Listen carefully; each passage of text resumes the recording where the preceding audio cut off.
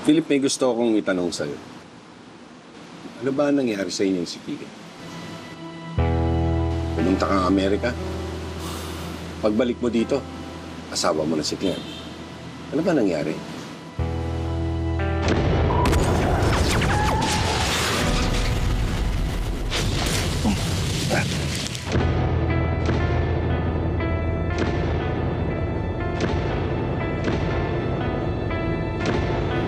Mabuti pa nga siguro kung lumayo na muna kayo dito.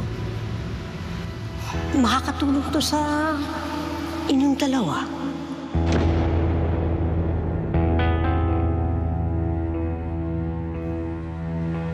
Ninong, hindi ko rin alam kung paano ko ipapaliwanag sa inyo.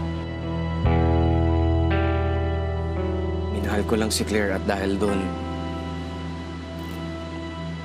nasaktan ko si Sofia.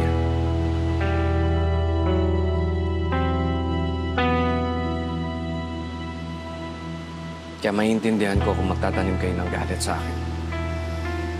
Gusto ko lang humingi ng paumanin sa inyo. Susubukan kitang unawain ngayon, Philip. Para na rin kitang anak. Ang gusto ko lang, okay kayong dalawa.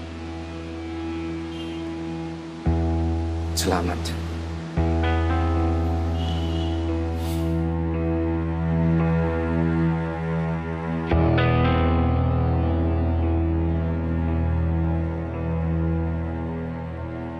Kahit hindi ka nagsasabi, malinaw sa akin ng totoo, Philip.